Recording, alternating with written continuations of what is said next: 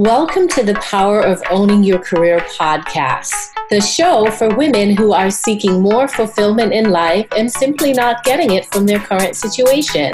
We focus specifically on careers, but hey, we spend a lot of time in our careers, so making changes here will definitely create an impact in your overall happiness. I'm your host, Simone Morris, and my mission is to empower women to succeed. I believe that in order to powerfully own your career, you must decide and claim that you want to sit in the driver's seat. You must know that you deserve better and be willing to not only do the requisite work, but be willing to go out on a limb to ensure your success. Each episode focuses on profiling a leader who is clearly demonstrating ownership of their career. Join me and my guests as we explore career journeys and bring you actionable strategies to use to get into the driver's seat for your career. Because ultimately, your career is your responsibility. Let's get into the show. In this episode of the Power of Owning Your Career podcast, I am so pleased to be joined by Becky Mollenkamp, who is a mompreneur, a coach, and so much more. Very excited to hear more about her journey and how she is in the driver's seat. Becky, welcome to the show. Hi, thanks for having me. I'm excited to talk to you. Can you tell us just a little bit about your career journey? Sure. So I've been out of college for quite a while. Always knew what I was going to do from a young age. I was going to be a writer. I went to college for journalism, graduated in 3.5 years because I was so anxious to be an adult. I don't know why, upon reflection. And so I started my career as a newspaper reporter and then sort of took a little break from that. Thought I would end up being, like a foreign correspondent for a big Time magazine or something, and then kind of reevaluated my career, went into marketing for a bit, then ended up working in magazines for quite a while. First as an employee at a big corporation, a big publishing house, and then self-employed as a freelance magazine writer for years. And then now I've actually more recently made another transition and now pivoting my business towards doing coaching for women entrepreneurs after being self-employed for 15 years. That's awesome. I guess the message that comes forward to me is that you can start out doing one thing and end up someplace else, but you really are in the driver's seat to make the decisions to pivot. So what was that defining moment for you in terms of signifying that you were in the driver's seat for your career? Yeah, it's funny that you asked this because I sometimes still don't know if I feel like I'm in the driver's seat of my career, but as I reflected on it, I thought, I think the moment that really for me stands out is quitting a job after 3 weeks, right after college. I moved out to California from Missouri. So it was a big move. I'd never even been to California, but I just knew I wanted to live there. So I moved out there for a job at a little tiny weekly paper in a small community that was very expensive. And I moved out there all excited. 3 weeks into the job, they fired the other 2 reporters. There were 3 of us. They fired the other 2 reporters, told me I'd be now doing the job of all 3 of the people and not getting a raise. And now granted, this was 1996, but I was making $13,000, which even in 96 was not much money.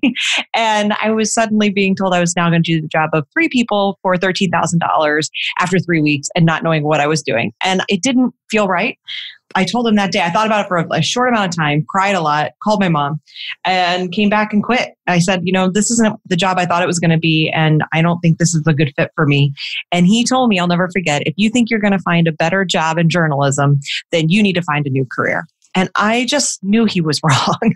And so it didn't take long. I had to move back home, tail between my legs after having moved across the country. And then it was not long at all before I found a new job in journalism in California, again, in another very expensive, nice community in California, making 50% more money. I'm working for a daily newspaper with a lot more integrity and respect. And so I felt really justified in that. And I think it was the first time where I felt like I did something very scary for me. I was never a person who just quit a job and walk away like that. But I knew something wasn't right. It didn't feel right. And so I quit, did what felt right to me. And it proved to be a good decision, despite what that editor told me. And so I think that was the first time that I really felt like I do get to make the decisions for my career. I get to decide what I do and don't do. I love that story. There's so many pieces that I want to peel back or examine a little bit further. Number one is, just having the confidence to pick up and move from Missouri to California, not once, but twice. What was going through your mind at that time in terms of just willing to do it again after someone's planted a seed in your head that it's not going to work out? I'm pretty stubborn in that when somebody tells me I can't do something, I want to prove that I can. And even more than that, I never want to be seen as a failure. And so that first job, although I knew I did the right thing, it did still feel like a real failure to have to like come back home after 3 weeks and say, well, that didn't work out. And so I was determined to make it work. I was determined to find a job in California again and show myself and everyone else that I could do this. I think that's so amazing. And another thing that you said when you were talking about the driver's seat was sometimes you're not sure if you're in the driver's seat. What do you mean by that? Well, sometimes I still feel like, I question myself all the time. Am I doing the right thing? Should I be doing this? I think being self-employed is so hard. When you start your career being used to somebody telling you what to do, when you work for other people, which I did for the first, 10 years of my career, or a little bit less, although I worked through high school and college. So for a long time, I worked with having other people making all the big decisions and telling me what I was supposed to do. Now that I'm self-employed, I have to make all of those decisions. I have to decide, is this the project I should do? Is this the kind of client I should work with? Is this the direction I should go? And so that's a little scarier. And so I find myself questioning myself all the time because there's nobody else to sort of ask, hey, is this the right thing? I could certainly relate to that. Thank you for clarifying. But you are clearly in the driver's seat as you're doing very well. I follow some of your work on LinkedIn and certainly a part of your Facebook group, Own It, Crush It. And you do a really great job with that. So thank you. You're welcome.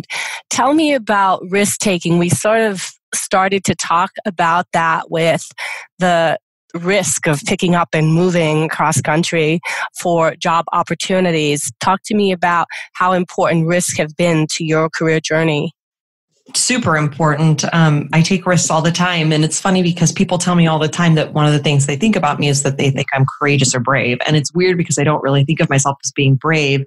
I guess I'm fearless in a lot of ways. I have plenty of anxiety and fears about all kinds of things, but when it comes to my career, that doesn't seem to be one of them. I guess I think life is too short to worry about what people think or to, be in a job that doesn't make you happy. And I honestly think that first job experience was definitely a part of that, in that I learned right away that companies don't care about you very often.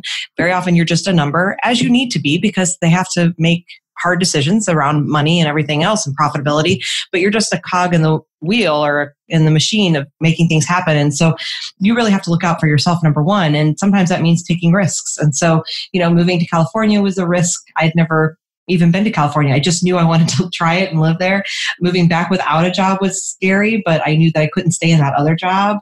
And then I applied for a job at Better Homes and Gardens, which was at the time the largest circulation magazine in the country, thinking I would never get it, which actually was probably why I took that risk, because I thought, there's no chance. And then I got the job. That's so awesome. I remember that magazine. Yeah. And then I moved again to another state and then starting my own business because I really just wanted to work in my yoga pants. It didn't feel scary, but I think looking back, I think, wow, I can't believe I just decided to start a business. And then, now I'm pivoting my business again, changing the direction. I had a successful 6-figure writing business that I could have just continued and coasted on, but I wasn't happy. And so I wanted to find a way to be happy. And to me, that's really important. And so for me, the risks are just necessity. It's things that I have to do to get myself to the place I want to be happy. And I think that's great. And I think that's driver's seat mentality, to be strategic and make decisions, knowing that you're not happy and trusting in yourself that you can get to a place where you're happy and making money doing what you love. So I think that's wonderful. Let's talk about avoiding responsibility in your career. Can you think of any moment in your career where you avoided responsibility? That's tough because that one feels icky. It feels wrong to me. It's like, I don't avoid responsibility, right? Okay. But when I think about it, there was a period in my life where I really did, because my life kind of fell apart. Ooh, it's been 8 years ago now, 9 years ago almost, all within the span of about 6 months. My brother died. I got divorced. the Great Recession hit in 2008, 2009. And because of that and the divorce, I lost my home and ended up having to eventually move back with my mom as a 36, 37-year-old woman. So I had a lot that went on, and I got really depressed, as I'm sure lots of people would expect would happen, and with all of that happening at once. And during that time, I really burned a lot of bridges. I let my business kind of burn to the ground. I took on work because I didn't want to tell anyone what I was going through. So I was taking on work, but then I wasn't following through and getting things done. And for a long time, I sort of would blame all of that on circumstance or other people, or this person just doesn't understand or whatever. But the truth is, it was my own fault. It was my doing. I did it to myself. I burned my business down. Nobody else did that. It was because I didn't want to communicate and be honest with my clients, and I didn't want to get vulnerable, and I didn't want to take a break or anything. And so it was definitely me avoiding responsibility for the decisions I had made. And so it took me a lot of time to grow through that. I avoided feeling my feelings for like a solid 2 years. And then once I did, it was really hard, but I worked through the grief, and I learned so much about how to handle grief or just crises, because as a business owner, really a human, as any person, we're going to go through grief or crises in our lives that will affect our professional careers, and knowing how to handle those situations is important. And so I learned so much about that. So then later, when I had a miscarriage, I was able to really handle that situation differently and not lose my business over another period of being, depressed. Wow, it sounds like you've had so many challenges in life. Well, so many of us have. So I don't like to act as if it's like, oh, woe is me, I've had a tough life.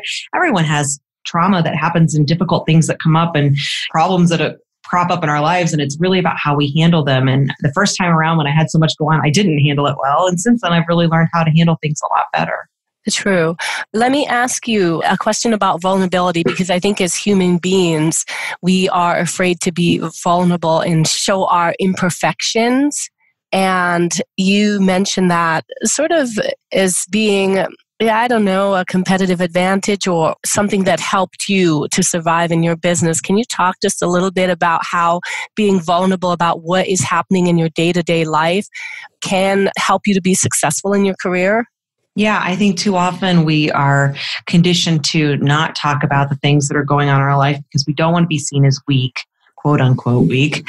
And I think maybe even to some degree, women, that's even more often the case because we feel like we're supposed to be quote unquote strong to work in sort of a male dominated world. And I think we're doing ourselves a huge disservice because guess what? We're all human and we all have things that come up and we all have problems and we all have difficulties in life. And once you're willing to go there and share that, the compassion that you can receive is amazing. It not only makes you not feel alone, but it allows you to go through those things in business without losing your career. When I shared with my clients about my miscarriage and with male and female clients, I had unbelievable support from people saying, take time. I've been there. I know what you're going through. Boy, that's really hard. How can we help you? It was such a different experience than when I lost my brother and got divorced and the economy fell apart and I tried to pretend like everything was okay. And I lost my business nearly because I wasn't willing to just be honest with people and say, hey, I need some help here. I need some time. I need some space. Can you give me a little more time? Whatever that looks like. So just being willing to get vulnerable and tell people, hey, things are hard right now. Can I have a little time? The support was unbelievable and it taught me so much. And now I've learned to really just be myself 100% of the time. It's so much easier to just be yourself than to be worrying about like what I can and can't say and hiding and all of that. And it's really allowed people now to find me and resonate with my story and say, oh, I can see myself in that person. And then now they want to hire me as a coach because they really believe me. It also makes you somebody that people will trust. Yeah, that's awesome, Becky. What was the trigger that allowed you to be yourself? Honestly, through all of the grieving over my brother and rebuilding my life and reevaluating my life, when you lose somebody very close to you, I wish it didn't take this, but very often it takes that for us to realize that like, oh yeah, life is really short and fragile and we need to really maximize our lives while we're here. And so I was rebuilding my life and through that lens of thinking, okay, how can I make my life the most of what I want it to be on a day-to-day basis? And so through all of that process, I think I was really learning that it's just, I want to be myself more than anything. I want to be able to be myself and be okay with that.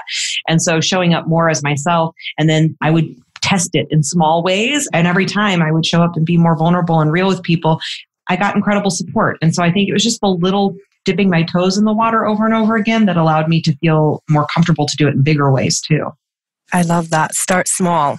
So what would you say is the formula for successfully owning your career? Well, I think it is different for every single person. And that's because I really think the formula is about knowing what your values are and living them, even when it's hard all the time, but making all of your decisions using your values as your guide. So for me, my values are courage, connection, and curiosity. And so when I make decisions, I want to make sure, am I doing this thing because it is allowing me to live more fully in my values, or is it actually counterproductive to my values? And if it's something that doesn't align with my values or that takes me away from those values, then it's something I need to say no to, even if it's something that could be really great. And just getting really clear about my values, knowing what they are, and then making my decisions based on that has really changed everything for me. And it's making me feel happier every day. It's making me feel better about my career. It makes me feel better about what's the future of my career. So for me, I really think it's about understanding your values and then living them. Beautifully said. Thank you. And what advice would you give to someone wanting to successfully own their career? Well, this may not be a surprise since I am a mindset coach, but I really do believe that mindset is almost everything. I think it's 99% of the battle. Too often, I feel like we focus on skills training or, who do I know, networking, or a bunch of other things, thinking that that's what's going to take to get ahead in life. When the truth is, so much of the battle is what's happening between your ears. And we don't want to deal with that stuff usually because it's a lot harder and a lot scarier. And there's a reason we haven't been dealing with it. It just seems easier to not have to face our own limiting beliefs or our own scarcity thinking or whatever it might be. And so I think getting in touch with what's holding you back from yourself, what about you, what about your thinking is holding you back, and really working through that stuff will make such a remarkable difference that all the other stuff then will support that and help you as you grow. Having the skills and knowing the right people and those things are certainly helpful and important. But if you don't have the mindset that you want to grow or that you can grow or that you are able to have a career that's super successful, if you're still holding yourself back mentally, then none of that other stuff's going to really matter. And so to me, it's all about mindset. So you're saying we should have a growth-oriented mindset? Yes, for sure. I mean, if you read Mindset by Carol Dweck, then you can learn about the difference between a fixed mindset and a growth mindset. And so many of us are conditioned from childhood. Almost all of the stuff about our mindset starts at the earliest years and gets cemented long before we are fully thinking adult humans. That fixed mindset can really hold us back. And it's a very hard thing to change. But the thing about mindset stuff is it is possible to change. It just takes a commitment to doing it. Mm-hmm. And you've had success with this. It sounds like you've had a lot of success. Oh, for sure. I mean, my biggest wish is that it doesn't take the loss of somebody who's super close to you for you to have to go through these things. But that's what it took for me. It took my brother dying and me realizing that, life is super fragile and short. He was 30. That was hard, Sure. And it was enough to wake me up out of my slumber. I was going through life doing what I thought I should do, what I was supposed to do, making decisions based on what's best for all the people around me or what I think looks best on paper. All those kinds of things is how I was living my life. And I finally was like, awakened and realized that that's not what life's about. I don't want to live the life I think I'm supposed to live. I don't want to wake up again and say, whose life is this? What am I doing here? Because that's where I was at. I had built this life and thought it's a good life on paper, but it's not really the life I want. And so many of us get trapped in that. I mean, I had a great career, but it wasn't really what I wanted to be doing. And so I think for me, it took something huge to shake me out of that. But my wish is that it doesn't take that for everyone, because the truth is it's possible to make those changes. That's so inspiring. And I just love that those aha moments have come to you several times throughout your career where you've pivoted and you're in midst of a pivot right now for your next chapter or your next opportunity in coaching. So I certainly wish you tons of success. I know you will be successful just based on the conversation and seeing what you're doing. Let me ask you about any resources that may be valuable to our listeners. We could talk about online tools that you have found valuable to help you in your career. The biggest tool, I think, that for me has been more valuable than anything has been joining a peer-led mastermind group. In my case, starting them because I couldn't find one, meaning not a paid mastermind. Those are also can be super valuable. But if you don't have the money for that and you still want the value of it, it's finding a group of your peers that you can get together with on a very consistent basis and really use that power of all of your minds, bringing all of your minds together to help you work through problems and challenges in your business. And those have been super valuable to me. I know it's not really an online resource, but if you aren't in a mastermind, I have a bunch of resources on my website to help you understand what they are and how to start one, if that's something that's interesting for people. When I first signed up for QuickBooks, it was the first time I really felt like a real business owner. So that was a great tool for me just because it feels like, oh, I'm finally getting out of just having all of my accounting in an Excel spreadsheet and like taking this business more seriously. And then a tool that I think is really great is Google Drive. It's a free tool. It's something I use every single day. I can have all of my stuff in one place. I can let my team access pieces of information. We can share things. The amount of storage they give you for free is unbelievable. So I really love Google Drive as well. Yeah, I use QuickBooks, but I have to say I had to hire someone to help me with that.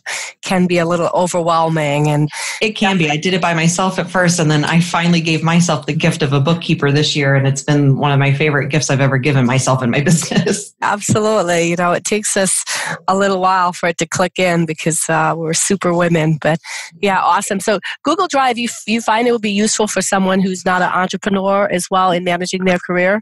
I think it could be because if you're working for someone else, usually you're going to be able to have access to Google Drive while you're at work. And then that way you can also take work home with you if you want, but you have access to any of your stuff. So it also can be valuable if you're trying to find a job. So you can keep your resume and all kinds of files that you might need on Google Drive and have access to it from your phone. So if you're trying to apply for jobs or something on your lunch break at work, then you can actually get access to your resume or whatever other files you might need right there on your phone or on your tablet or while you're at work, because it's all based on the cloud. And so I think it could be useful for anyone. Yeah, I love it. I just started using it last year as a business, so I love it too. Thank you so much, Becky. This has been short and sweet. I've loved the conversation. Please tell our listeners how they can reach you and if they have any questions or want to connect with you. Sure. You can reach me at beckymollenkamp.com. It's MOLLENKAMP. BeckyMollenkamp.com is my website, and that's where you can find my contact form if you want to reach out or links to my social media sites. And also, I can share with you a few resources for mastermind groups if you want me to, so you can include those in show notes. Yeah, I think that's great because I have to say I'm a proponent of mastermind groups because they have been a game changer to me as an entrepreneur, and I really push that as much as I can. So that would be great to share additional resources about starting a mastermind and how to select the right people and continuing it. So I love that. Sure, happy to do it. Okay, thank you, Becky. Yeah, thank you so much for having me. This is great. Thank you for listening to the Power of Owning Your Career podcast. Check out the show notes for today's episode on the SimoneMorris.com website, where you can find links to everything that was mentioned today. Be sure to subscribe to the podcast on iTunes and tell a friend or two about it.